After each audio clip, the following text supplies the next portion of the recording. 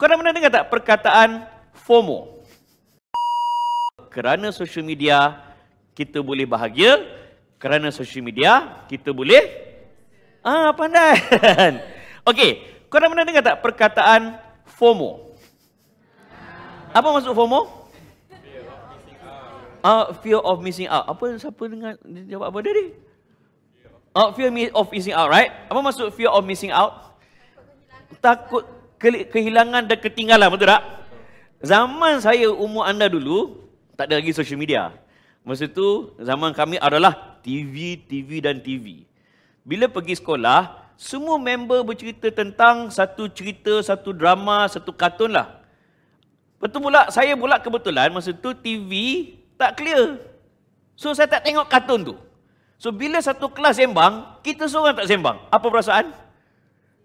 Fear of missing out. Menyebabkan, saya cakap kat mak saya, "Mak, zaman tu mana ada TV yang guna saluran macam-macam kan? Kita hanya guna area." Masa tu, siapa yang kena betulkan area, dia kat luar. Okey, clear ke tak? Clear. Clear ke tak? Tak clear. Okey, clear ke tak? Tak clear. Okey, clear ke tak? Clear. Macam mana?